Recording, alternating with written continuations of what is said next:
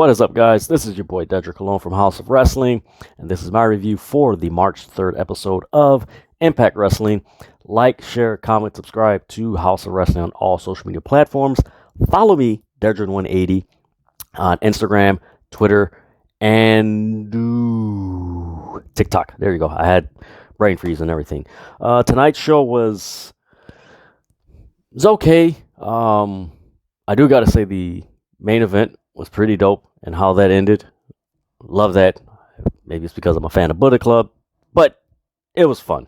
But yeah, for the most part, this whole card tonight, it wasn't bad. It wasn't boring or anything, but it wasn't what we've kind of gotten accustomed to from Impact Wrestling the last month or so, ever since the Mickie James announcement for the Royal Rumble.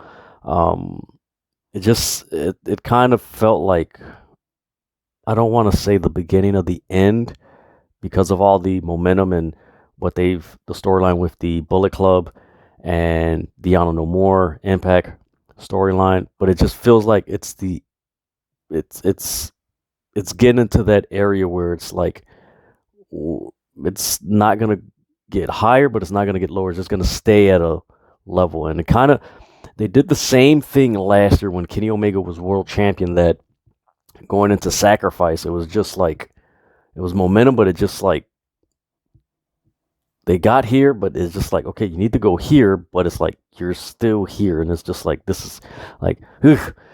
I hope that's not the case, because the Honor No More storyline I really like, the Bullet Club storyline I love and everything, but it just seems like, outside of that, and also the women's the knockouts matches, especially with Deonna Purrazzo and her issues with her holding the ROH Women's Champion and the Lucha Libre Reina de Reyes Championship and Mickie James Championship. Outside of those four things, like, it's kind of like they need to improve some more things outside of those four things, because it seems like they're depending on the four things too much, where they don't have arms and legs to, like, where there's like multiple directions you could take the storyline and stuff like that. But hopefully that's not the case, because I am enjoying Impact Wrestling. It's a fun show.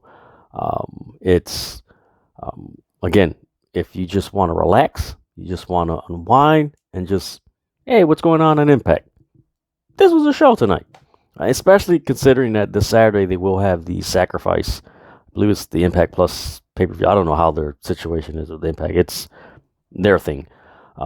So we'll see how that works. But the main event for Saturday is Heath Slater versus Moose. I believe that's for the world title. I don't want to say it's the main event, but I know that's the world title, I believe. I don't know. That card looks... It is what it is. That's Impact. But yeah, it started off with Eddie Edwards and Steve Macklin.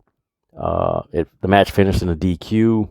It was pretty solid. It was really cool to see Steve Macklin really step up his game as a character. It was just fun, considering where he's come from as far as WWE. But he really, he showed a lot of intensity and just fire. Just came out, boom. It was like, ooh, okay, this is good. Okay, man, this is interesting. But yeah, it finished in a DQ. It wasn't that long, but it was okay for an opener, just to get things going in the show and stuff like that. So it was okay. It wasn't bad, but it wasn't like something like, ooh, man, this is good. Not like the Chris Bay, Laredo Kid and Mike Bailey match a couple weeks ago. That was like, yo, this is dope. I like this. But then after that, you had a post-match confrontation with Maria Kanellis and Vincent and Team Impact, because they came out to help out Eddie Edwards and all that stuff. And Maria Kanellis is like, oh, you guys, just talking trash and everything. It's like, oh, you guys just always seem to help your friends and can't win, and this. And Heath Slater, I think it's Heath, I believe it is. Heath said something to Vincent, and man, I love that guy's look. Vincent from Ring of Honor. That dude is dope. Go check his stuff out on YouTube. Check out his promos. I'll give him a pass with him being in this faction, but I hope they have more plans outside of this Honor No More faction, because that dude is a bad man. He's that guy, and it's okay, you're in this faction, but he needs to drift on his own. So you had this match. Again, another match. It was okay. It wasn't that bad. It wasn't to the highest level that you've probably seen Heath and Vincent work. It was just okay. It's a nice match to build for Saturday. Then the next match was Masha Slamovich and Rachel Rose, and each passing week, I become more and more of a fan of Masha Slamovich. I tweeted tonight, I'm like, eventually has to be in a match for a title shot. Because, like, she's been undefeated, and they mentioned it on the show, like, hey, she's undefeated and everything, and it was like a pretty quick match, and she's got some impressive work, and I like that they're building her up as undefeated, but at the same time, it's like, all right, like, if she's gonna get some, confront Chelsea Green, what other women do they have there? The Iconic, like, is she gonna confront the Iconics?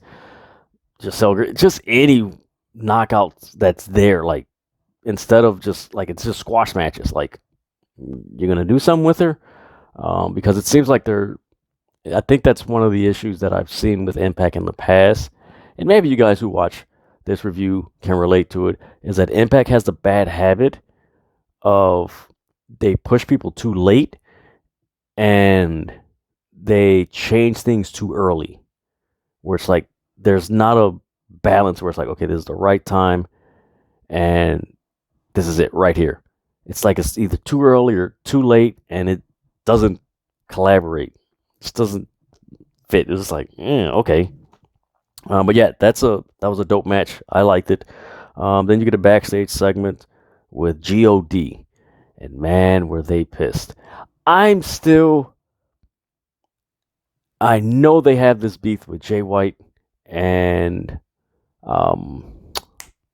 the Chris Bay and the Good Brothers, but there's a part of me that believes that, how do I put it? I believe we might see another turn, and it might be the Good Brothers and Chris Bay turn on Jay White, and the God are back in Bullet Club. I think that's what it's leading to, but then again, the whole Bullet Club storyline can go in 10, 12, 13 directions, legit. Like, there's so many directions that the Bullet Club can go into, because a lot of the active members are outside of WWE. They're in WWE, or they're in AEW. Some of them are in Ring of Honor, NWA, Impact, New Japan, of course. You have the Bullet Club members in Japan, so you can go in like 13, 15 directions and everything. So, but yeah, this backstage promo was really good. Violent by Design came out. They chatted with him, like, yeah, I like this. I know the Good, Eric Rowan, he looks at Tama Tonga, he's like, our deal was to get the tag team titles from the Good Brothers, and I know you guys want to put your hands around Jay White Snake, so we're on the same page. But man, I like that. I liked that Tama Tonga and Tonga Loa got some exposure, here in the States.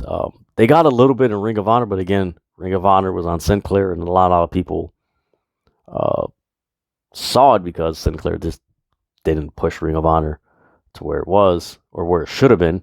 But yeah, I love this promo and just how it built for the main event, which was Violent by Design and the God versus the Bullet Club, which was Chris Bay, Jay White, and the Good Brothers. And I'll get to that later, but man, that was a really good match. After that, you had a backstage segment with Ace Austin and Mike Bailey. With Impact, it seems like they do the same backstage segments with Ace Austin. He's always coming in, and it's almost like it's like a trope. almost, where he comes in with Max Fulton and he just challenges somebody. Like, that's his thing in Impact. Like, his backstage segment, he goes and challenges people. Like, that's it.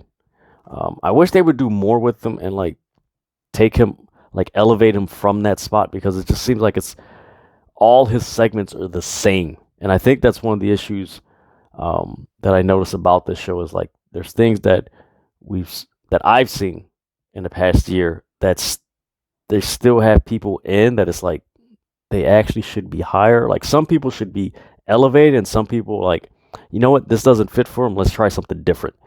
And that's something that I'm starting to see, like I said early in this video, outside of, the four, you could call it big storylines, Deonna Purrazzo and her championships, Mickie James, Knockouts championship, and having Chelsea Green and Tasha Steelz one after that, the Bullet Club storyline and the Arnold Moore storyline. You got to shovel some things. So after that, you had a match between Madison Rayne and Casey Lee. Casey Lee won. It was a quick match. Again, another match that it was okay. This is another type of trope that Impact has with some of these.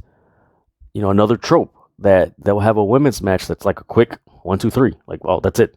It was like, okay, like, I don't know.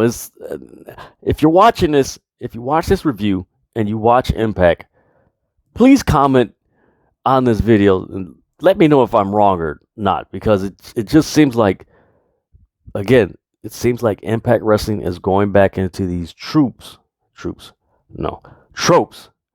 that, that they've had last year, and it just seems like they're going right back into the same area. And it just seems like a lot of wrestlers are in similar situations that they were last year, where it doesn't seem like they're elevating, and it doesn't seem like, okay, you know what, let's change things up. It's just like they're there.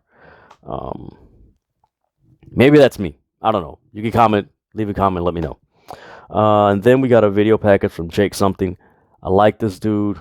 Again, this is another thing that they do. They did it with W. Morrissey, and a lot of these guys, they give these video packages, and Jake Something has had some really solid matches in the last few weeks.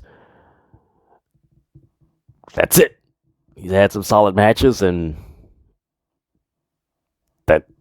that's it.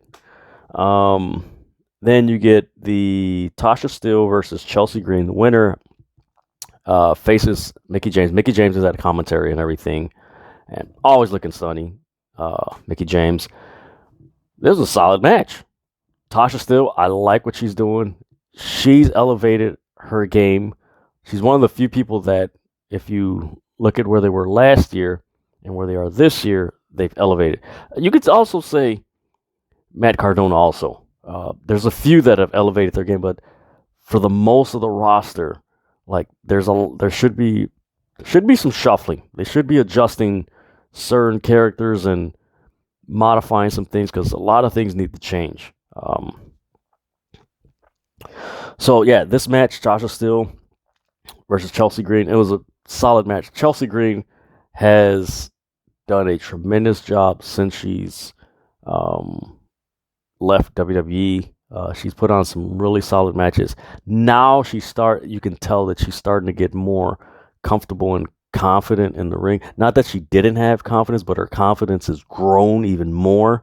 Of course, she was dealing with, the wrist issue and everything, but now it just seems like she's in a groove, especially with, her hubby, Matt Cardona, doing his thing. So it's like that momentum that he has is rubbing off on her, and it's just she's got a swag to her and everything. But this was a really solid match. Tasha Steelz wins. I'm looking forward to the match between her and Mickie James. They got to put the strap on Tasha Steelz. I know Mickie James is solid and everything, but it does seem like the momentum that Mickie James had coming after the Royal Rumble appearance and everything, it just feels like Impact really didn't capitalize it enough. They capitalized what they could, but it didn't seem like they capitalized it enough. You just had one person, and I think what should have happened, they should have had most of the heel knockouts, like just unite and go after Mickie James. Like, oh, you think you're this big shot because you want to go to other promotions and you're the knockouts of it. I think that would have been better instead of just one person. Like, you have a line of competitors where it's like, okay, now we see Mickie James has these threats instead of one threat. Like, she has threats. Like, they're coming after her. I think that would have been a little bit better if they would have executed that way. But we'll see how this works out. It is what it is. So after that, you get a backstage segment with the Impact Wrestling Digital Media Champion, Matt Cardona. He only had a backstage segment. He is the NWA champion. He is one of the most popular and viral wrestlers right now. He is popular. I've been tweeting it for the past month. They need to make him the world champion. I know Moose is their guy, and he's been a long time. They need to make Matt Cardona the world champion because he has the buzz that they need. He's one guy who's elevated himself to the point where I put it to you this way. He's where Cody Rhodes was in 2017, 2018. The Ring of Honor, the buzz that he had, Matt Cardona is kind of like that right now. And for him not being the world champion, that's kind of an injustice because he should be the world champion because he has the buzz, he has the personality. I mean, the man has one of the most popular podcasts. Like, he's a brand. You need to make him world champ. That's the guy that needs to be champ. And again, this goes back to Impact Wrestling having a bad trope of things that they like. Matt Cardona should be champion, but they're probably going to do it too late. And there's certain things that they should keep going that they're going to too early. So there's not a lot of balance with Impact and certain things that they do. But yeah, he was talking about, hey, I'm the digital champion. Oh, you need your, one of the security guards. Oh, you need your pads. Like, no, I'm the digital champion. All that stuff. But yeah, he only had a segment, like a backstage segment. That is, like, he's one of the most popular guys on this show, outside of Jay White and God, and Mickie James and Deonna Purrazzo. Like, he's one of your top 4 or 5 guys on your show, and you just give him a quick backstage segment. That doesn't make sense. I hope this isn't a precursor to what we might see in the next couple of months with Impact Wrestling, because it would be very disappointing if you go from Mickie James being announced in the WWE Royal Rumble to it's just a same old, and they have too much wrestlers and too much talent to have a creative product like that. And it would be an injustice, but I'm saying it right now, and I'm saying it again, they need to make Matt Cardona the world champion, because the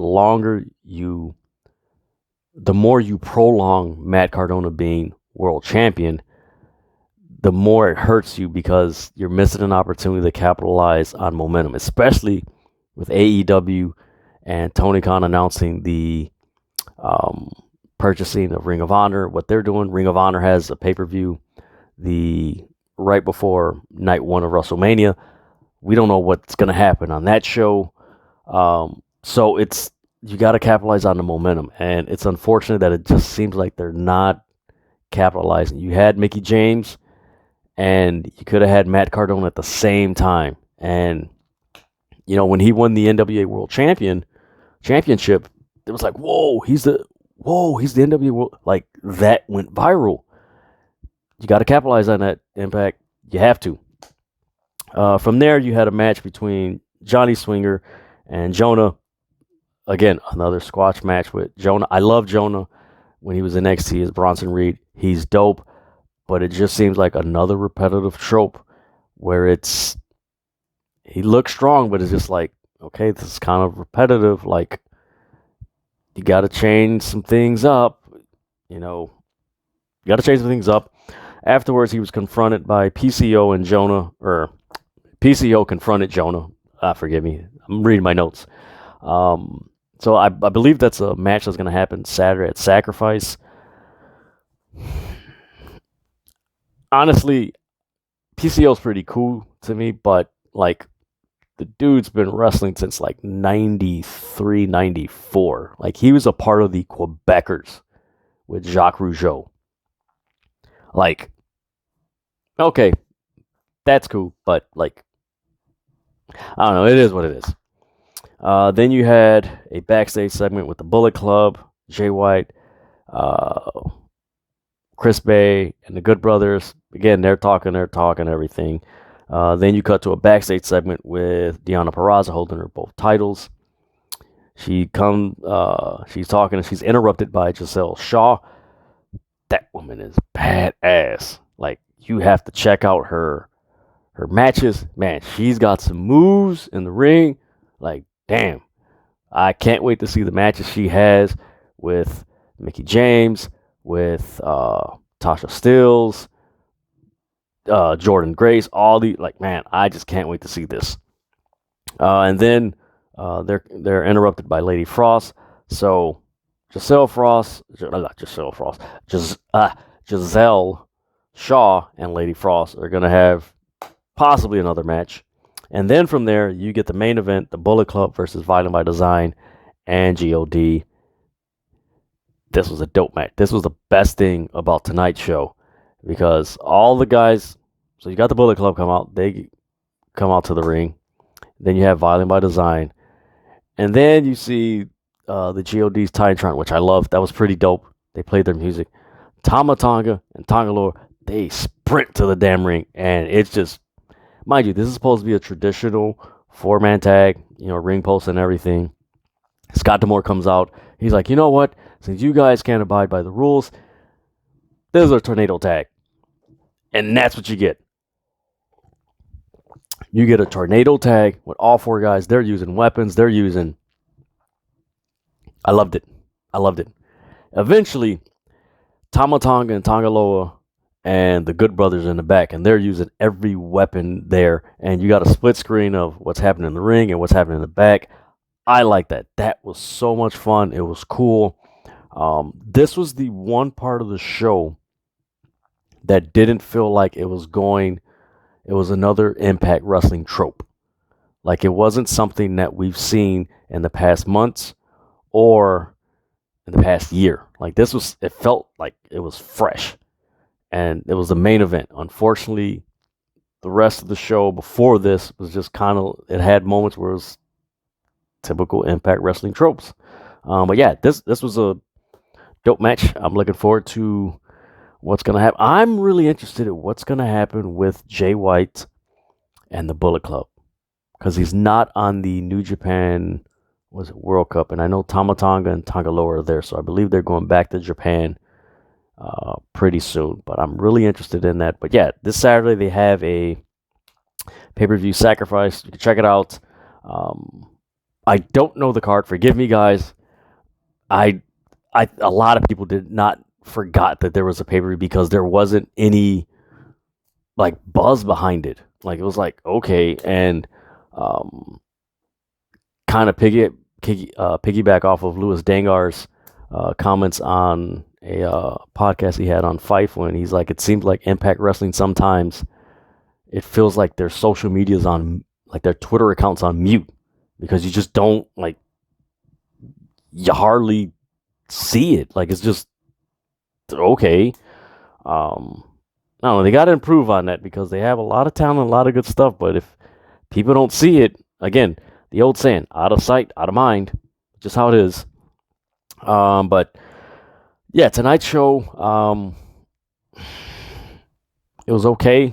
The best part of the show was the main event between the Bullet Club and Violent by Design and GOD. I don't know. I hope this isn't something that happened last year, where even when Kenny Omega won the won the title and everything, and he was appearing on Impact, it just felt like outside of that, there wasn't anything being elevated. And I believe, again, those of you watch my Impact Wrestling reviews regularly, and those who are watching this, comment below and let me know. If I'm wrong, I'll admit it. Cool, but it just seems like Impact Wrestling gets in this trope where they'll have one or two things that are really good, and then it just seems like other things that should be elevated to that level of the one or two things that are good, it just stays here. And then once this, the one or two things, run its course, then it's just like everything is just, it's here. It's not elevated, and it's not, hey, we got to change these up. It's just there. And that's not a good thing, because they have a lot of talent, and there's a lot of cool things they can do. And I don't know, I just wish they'd mix it up, or think, because that momentum that they got from the Mickie James announcement from the Royal Rumble, that was huge. And to go from that to just, that's not a good thing. I don't know. It is what it is. But I'm going to reiterate this. If you're watching this, let me know. Impact Wrestling needs to make Matt Cardona champion ASAP, because the dude's got momentum. Moose, yeah, he was long overdue, but look, you got to go where it's hot. Moose, he's a great wrestler, but the way it's coming across on TV, like the challengers, the people that they put in front of him, besides W. Morrissey, is just, his reign as champion hasn't translated into, oh man, this is good. It's just like, okay, it's there, but like it doesn't draw, like for me, it doesn't draw me in to be invested. It's just like, okay, he's champ, but who's going to defeat him? So we can get something more that I can invest in. And it's not to knock him or anything, or any of the wrestlers. Hey, it's creative. That's what it is. And you guys know where I stand as far as that. I will never just dog a wrestler or just creative or anything. I will heavily critique creative that's giving these guys what they should do. Like, hey, we want you to do this or that. I'll critique that, because like, hey, you need to take a step back and look at this. But yeah, that's Impact Wrestling for March 3rd. Yeah, I wish there was more to the show than the main event, but it is what it is. But we'll see what happens Saturday. But like, share, comment, subscribe to the House of Wrestling on all social media platforms. Follow me, Dedrian180, on Twitter, Instagram, and TikTok. Thank you guys to the new subscribers who subscribe to the House of Wrestling. I really appreciate it. With that, like I always say, stop fighting over wrestling. Just enjoy it. There's so much wrestling to enjoy. Why fight? All right? Especially with everything going on in the world. Just escape into it and enjoy it. All right?